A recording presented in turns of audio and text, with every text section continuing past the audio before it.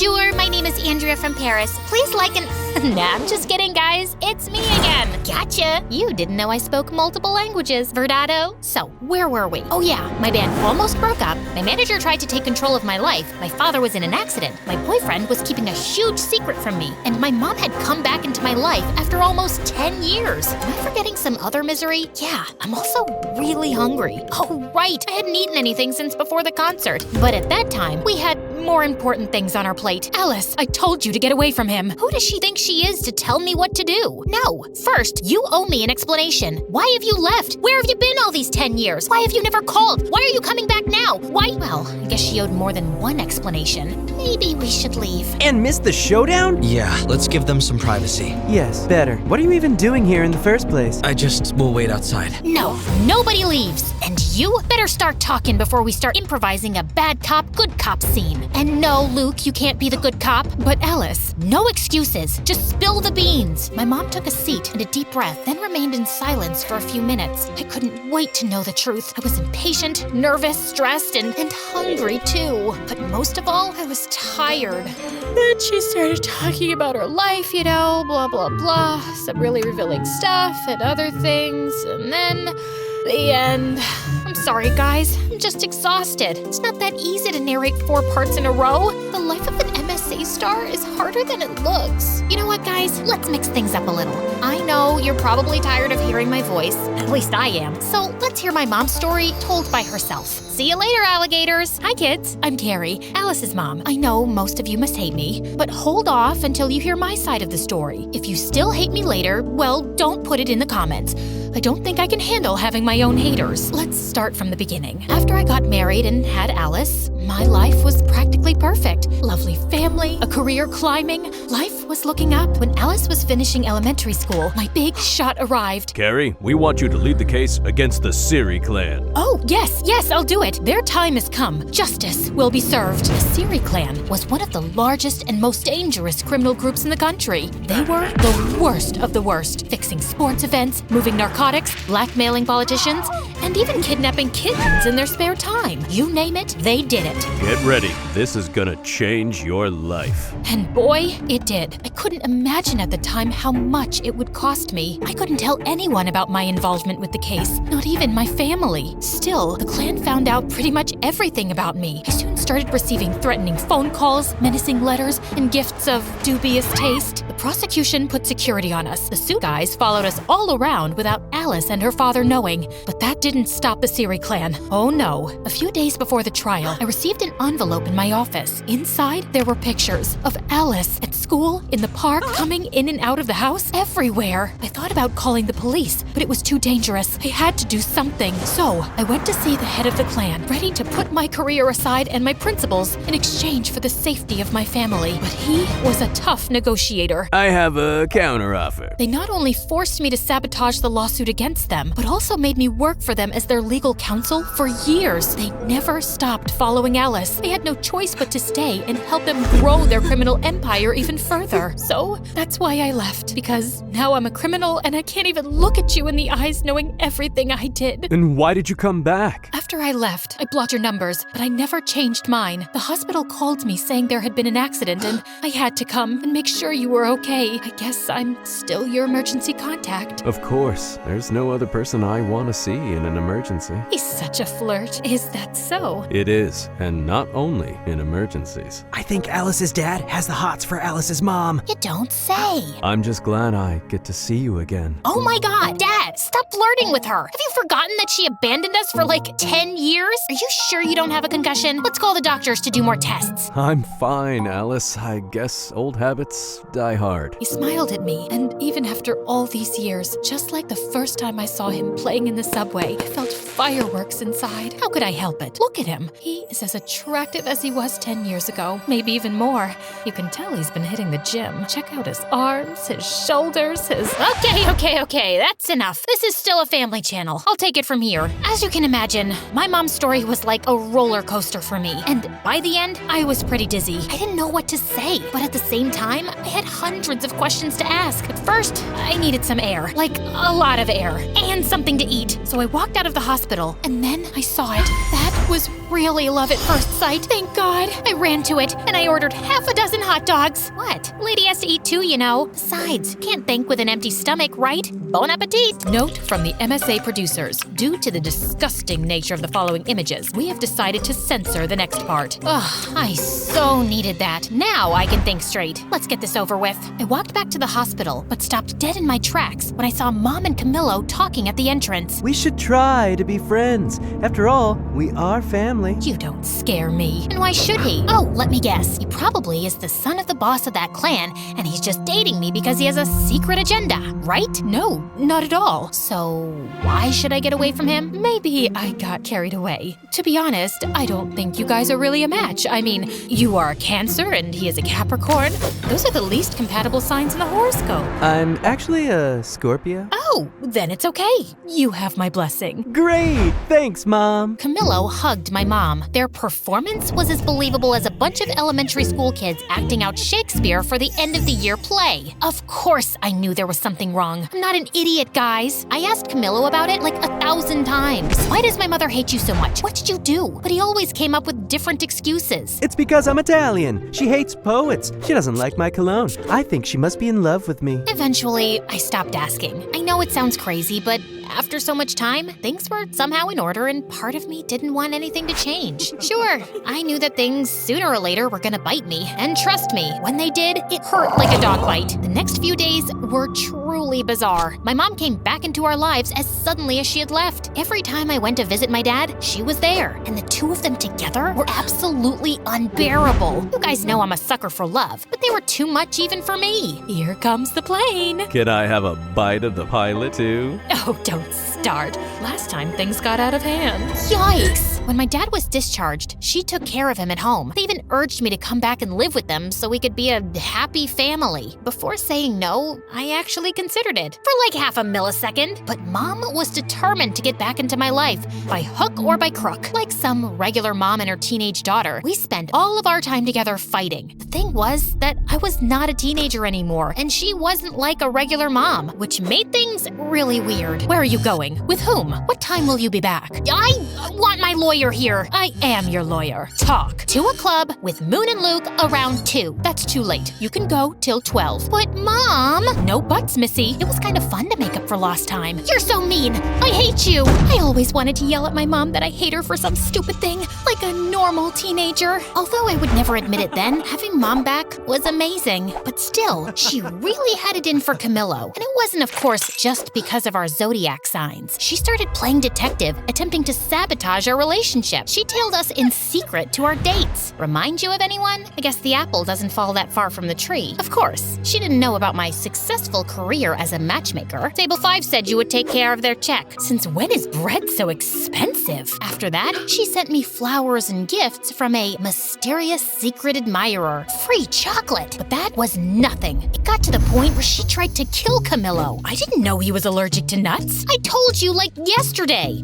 It must have slipped my mind. Then she went all in and planned a blind date for me and Kwan, who was a few days away from returning to Korea. I had to admit that it was a beautiful date, and Kwan looked so attractive. But I had a boyfriend and he had a girlfriend. I'm so sorry my mom put you up to this. Don't worry, it's always nice to spend some time with you. Won't your girlfriend mind? I don't have a girlfriend anymore. She left me. She said my heart was still entangled with something here. And what is that something here? I think you already know. Kwan smiled at me, and I blushed so much that I could have become a stunt double for Poe. You know, the red Teletubby. Change the subject, Alice. This could get out of hand. I don't know what my mom has against Camilo. She hates his guts with a passion, but he didn't do anything. I think you should trust your mom. I know you two have a complicated history, but she must be doing this for a very good reason, and you can't keep ignoring it. At first, I thought Kwan was only saying this because he was jealous. But then I started to think he had a point. Turns out, his words were absolutely right on target. When I got home that same night, I did what I promised I would never do. I went through my boyfriend's computer. Guys, this is me not setting a good example. Don't follow my lead on this one. Remember how I said things would come back to bite me in the butt? Well, they did. More than a dog bite. It was a crocodile bite. Among Camilo's files, I found a book about me. Yes, you heard right. Camilo was writing a book about my life behind my back. Actually, no, he wasn't writing it. It was already finished. What the? To no one's surprise, it turns out that behind it all was Trevor. He had signed over my image rights from our contract to Camilo to write a bestseller airing all my dirty laundry. For the next few hours, I read the entire book. Not only did it expose my deepest fears and desires, those I had confided in him, but it also detailed my mother's criminal history with the Siri clan. If this gets out, she will go to jail. And the worst part of it all, the book was due out in 2 days. Just as my world was collapsing, the collapser opened the door. Hi, honey. I was more than ready to use my drumsticks to turn him into a human skewer, but I didn't. I understood that my only advantage at that moment was that he didn't know that I knew. So I pretended that everything was fine and took the first opportunity to get the hell out of there. We're out of milk. I'm gonna go buy some. We have milk. But not almond milk. Since when do you like almond milk? Since forever? You don't know every single detail about me. Well, maybe I lost it for a moment. Once I escaped from there, I met with my mother. She confessed to me that she knew about Camilo's book. A few weeks ago, my boss told me that someone was snooping about my past and the trial. They thought they were the prosecutors, but when I saw the photo, I recognized Camilo immediately. I'd seen him in every photo and interview of you two. You follow my career? Of course I do. I'm your biggest fan. My mom found out he was writing a book, but when she tried to warn me, he threatened to reveal another big secret. My mother was betraying the clan. She was preparing a case with the prosecution, taking advantage of her inside knowledge to bring down the Siri clan once and for all. If that came out, not only would the case collapse, but we would be in grave danger. The release of the book would have the same result, so we soon regrouped with my dad, Moon, Luke, and Quan to shut down the release of my unauthorized biography. That's a sentence I never thought I'd say. We split up and went to different districts to buy all the copies of the book that were ready to circulate. Yeah, we spent a lot of money on books. In the meantime, my mom managed to get a legal order to stop the printing of new copies, arguing that they did not have my authorization. Amazingly, we managed to stop the book from coming out. We gathered all the copies and made a huge campfire. Not great for the environment, I know. Again, don't follow my lead on this one, guys. Anyone want a marshmallow? You're still leaving tomorrow? Maybe you can stick around for a bit. I'd love to, but I have to go home. But you should visit me. Maybe I will. Sadly,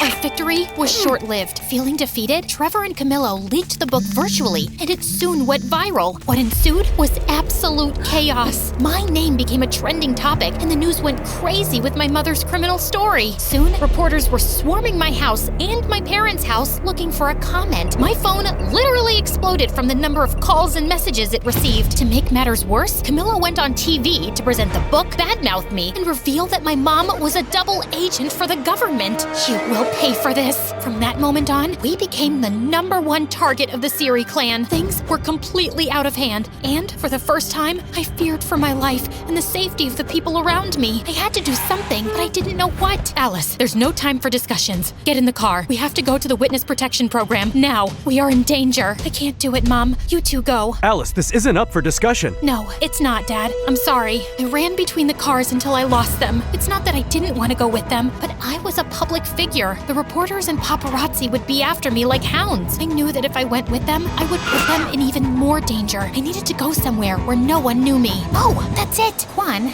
is it too soon to visit? Not at all. I'm glad you're here. I held Quan's hand as we waited for the plane to take us to Korea. I took a deep breath. It felt like walking away from a fire. Who said you can't run away from your problems? Hi, everybody. Welcome to a new Where Are They Now episode. So let's uncover the latest on the Cupid Secrets crew. Alice's parents, Luke and Moon. They just disappeared faster than my motivation on a Monday. But what everybody really wants to know is where is Alice herself, the villain of her own story? Some say she became a Buddhist monk. Others that she had facial surgery to look unrecognizable. But something went wrong and she became a circus freak. Some even claim that she was seen living in the middle of the snowy forest, like the Yeti. But still, the mystery remains unsolved. Where is Alice? I'll give you a where are they now, you gossip-mongering, face-twisting, snitch-ditch-twitch character hack. This villain is right here, crafting a comeback that'll knock your ratings into the next ice age. And talk about facial surgery? You should check yourself first. Wicked witch of the bargain bin Botox, duck lips meeting frog eyes in a meme gone wrong disaster? No surgeon could fix that. Calm down. She's not even here. No, don't shut it off. I want to hear more of her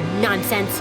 Great, now the power cuts out on me. As if everything else wasn't enough, the electricity there had a mind of its own. It always went out with the worst possible timing. Okay. You know, I'm not usually the nagging type, more like a silent ninja. Until someone turns on that spotlight of lies, you might think we stepped out of a time machine into the past. Well, almost. So this is where Alice is, in the middle of nowhere, picking up cow dung. I know, gross. I should give you a recap of the last year, but I don't really feel like it.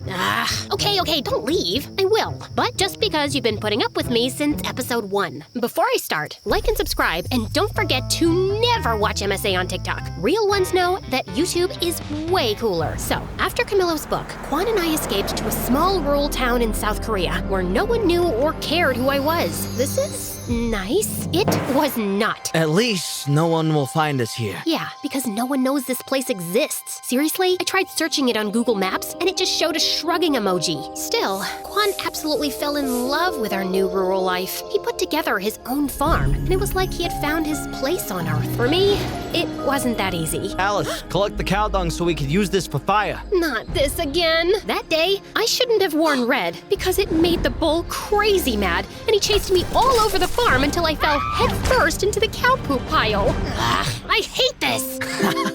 Look on the bright side. It's good for your skin. Oh, really? Then come here. I'll make you a good hydrating mask.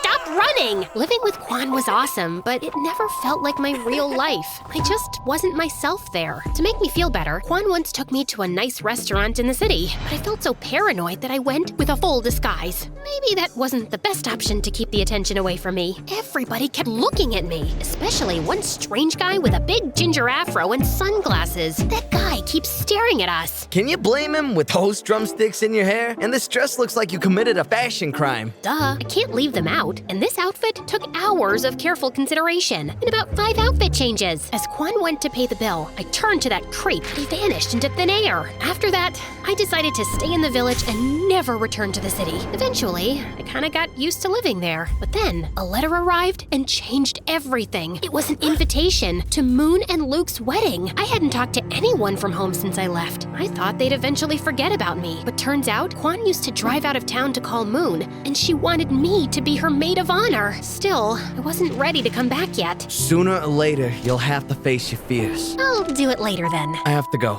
She's my baby sister. Of course. We said our goodbyes and Kwan left, so I had some alone time. After a few days, I started to get really worried. Kwan wasn't answering my calls or responding to any of my texts. I waited and waited, but no news. Finally, I called Moon, but she didn't know anything about him either. Nobody did. Before I could think about it, I was already on a plane crossing the world to save my boyfriend. As soon as I landed, I did a complete makeover to avoid being recognized. I had more important things to do than deal with the paparazzi. After that, I went straight to the police station. I knew who was behind it all. The Siri clan kidnapped my boyfriend. Do you have any proof? I have a strong feeling. Does that count as proof? Maybe he just ran away from you after reading the book. The whole police station laughed at me. I wanted to throw all their donuts into the garbage, but I didn't. I just stole a few for later. Besides, we already captured Siri Clan's leader. What? After I left the police station, I had so many questions in my head. Just then, I saw Trevor drive by in a cool Porsche and stop not too far away. My heart was beating super fast, and I decided to follow him. I hid in an alley where it was kind of dark. I couldn't see much, but then I heard him talking on the phone. Keep a low profile. We can't afford any slip-ups right now. I had planned this all along. I even made that foolish Camilo reveal the clan's secrets in his book to have the leader in prison so I could take over the empty throne of the Siri clan. I did a lot for him, and that thankless man never recognized me. Now, see who the boss is? Me, Trevor, only Trevor. The terror! He went inside, and I crept closer to the building's window and peeked inside. There he was, stood before a group of exhausted kids. Kids, if you don't do it my way, you'll be swimming with the fish. Yes, you heard me right. You'll be forced to clean my aquarium again. Get ready. 1, 2, 3, go! Come on! Don't make me get the snorkel gear. Trevor not only carried on with the clan's illegal affairs, but also used his power to create an academy for young talents to build his own musical empire. The police weren't helpful, so it was up to me to stop him and save Kwan. Time to bring down his criminal empire. Still, I needed help with that. I needed my friends back. I'm sorry for leaving and ghosting you guys, but I really I need you. It's okay. We understand. And we've got to find Quan. And destroy Trevor. Don't forget about that. They told me that over the last year, Trevor blocked all their contracts and concerts, sending his army of little singing robots to replace them. He kidnapped my boyfriend and also ruined my band? This time, it's personal. Yeah, I know. That sounded so cool, like an action movie star. So, I told Moon and Luke about my master plan. So, your plan is to just break into the headquarters of a criminal group and steal illegal stuff? Yeah, pretty much it. Great. Sounds bulletproof. That night, we snuck over to their lair. At the entrance, there were 2 security guards. Okay, we made it pretty far. Call it a night? No, we have to take them out. So, Alice, you do it. What? Why me? They won't recognize you with your new makeover. Distract them while we try to find another way in. Before I could protest, Luke and Moon threw me towards them. First, I thought I could use my Riz to win them over. Content warning, guys, this might turn into a cringe fest. I walked to them, flirtatious, but I looked like I was just learning to walk for the first time. Excuse me, guys. Do you have names, or can I call you mine? I'm Frederick. Mike. No, I meant I thought your names were Google because you two have everything I've been searching for. Well, that one bombed even harder than my first pickup line. I need to work on my flirting game. In a desperate distraction attempt, I twisted swiftly, aiming for a masterstroke. Fate intervened. My wig slipped off. Uh-oh. You! So, time for plan B. What was plan B again? Stop her! They jumped on me, but at that exact moment, their radio started playing my favorite song. I went full John Wick mode for real. I grabbed the 2 drumsticks that I always carry around and turned them into lethal weapons. Oh, I forgot to mention that during my time in Korea, I became a black belt in Taekwondo.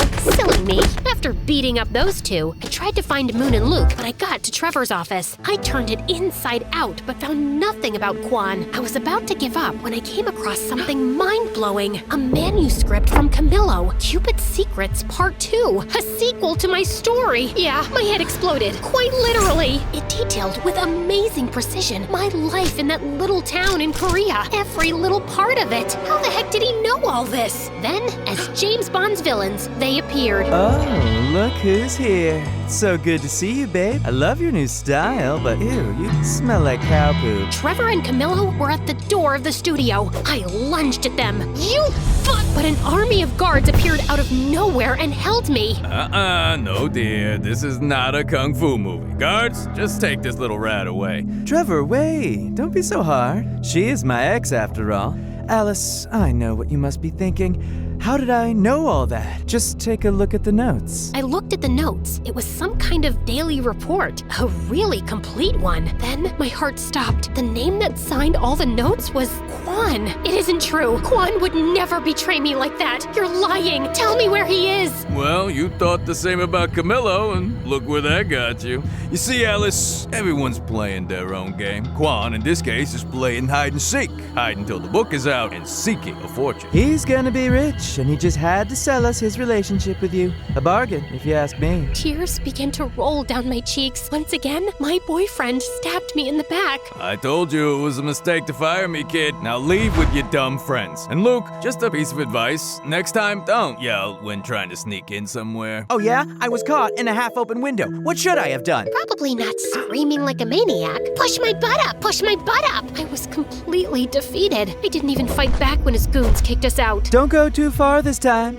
I need good material for our next book. Remember, all good things come in threes. Luke and Moon kept asking me what happened inside, but I didn't say a word. I just said goodbye and went straight to the airport to disappear once again, and this time for good. Just as I was about to board the plane, I got an audio message from Moon. So, remember that our wedding was supposed to take place today, but got canceled after Quan disappeared? Well, surprise, it's happening, because Quan is back. What? We couldn't find another date available for over a month, so we're gonna get married now. We're just waiting for you. Hurry! Furiously, I rushed out of the airport to confront him. Still, I did a quick pit stop at the hairdresser. Then I did my makeup and put on my dress. What? I was still furious, but it was a wedding. I had to look great, and I did. I burst into the ceremony, and I saw him, next to Luke, who was waiting for Moon at the altar. I dashed toward him like lightning. Alice, you look... Wonderful? Beautiful? Yeah, I know. What's wrong? What's wrong? Are you for real? Let's see. Where should I begin? Maybe by the fact that you disappeared from the face of the the planet for days? You told me to do that! I did what? Yeah, we were being really loud in a church, and everybody was staring at us. Guys, maybe we can discuss this later? When did I tell you to disappear? You sent me a message saying that I should hide and get rid of my phone because the Siri clan was after me. So stayed locked in a hotel all this time. It was quite boring, by the way. I even learned how to walk on walls. I'll show you later. But I couldn't miss Moon's wedding, so I'm here. I'm so glad you're here today too, by the way. That didn't make any sense. I hadn't sent any message. He was lying again. What about the book? Yeah, I found your little report notes. But how? You wrote everything. All our private moments and secrets just to sell them to Trevor and Camilo?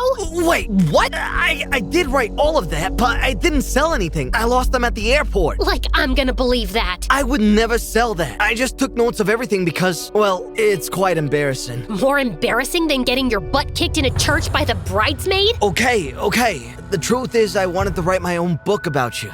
To show the world how nice and cute and wonderful you truly are. Yeah, this is the part where you go, aww. Still, at that moment, I was confused and shocked. I didn't want to believe him, but when I looked into his eyes, I saw that he was telling the truth. I felt so embarrassed. But then I saw him hiding among the rest of the guests. That weird-looking ginger afro guy that used to spy on us in Korea. Stop that guy! He ran, and I chased after him. Just when he was about to escape, Moon appeared, rocking her wedding dress and blocking his way. He turned around, and I hit him with a crazy taekwondo kick that sent his afro and glasses flying. He was Camilo. He had followed us to Korea to spy on us, and when he found out about Kwan's notes, he stole them from him at the airport. As if that wasn't enough, he and Trevor sent the message pretending to be me and telling Kwan to hide. Why the heck are you here? I needed to see the showdown.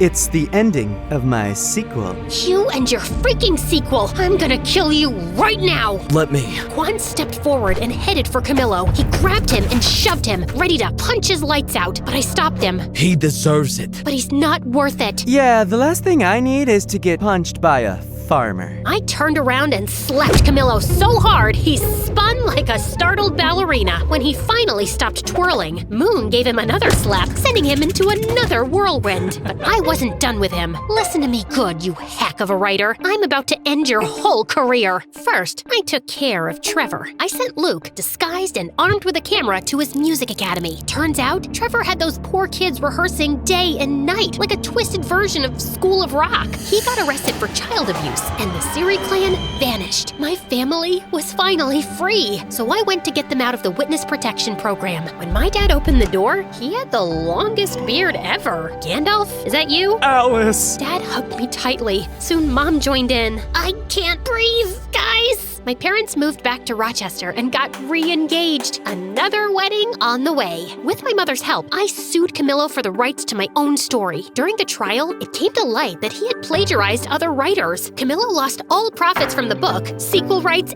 and his reputation. Last I heard, he was working as a waiter again. I said cappuccino, not macchiato, you spaghetti brain. Finally, I was free. I had my voice back. Eventually, I found the perfect place to tell my story. So, thanks MSA. They don't pay as much as Hollywood, but they are way cooler. Oh, and the rest of Luke and Moon's wedding was awesome. Our band even got together for a quick reunion show. Then we partied like there was no tomorrow. But there was. I could have never done this without you. Of course you could have. So, what now? My real life is here. My family, my friends, my music. But mine isn't. We both started crying because we knew that despite that we loved each other, we had to follow our own path. Sometimes love is about letting the other one go. Don't worry, guys. I'm not gonna end this 5-part story with such a downer. You know your girl Alice better than that. So, Kwan returned to that little town life that he loved so much. As for me, the bands got back together and we traveled the world playing our music.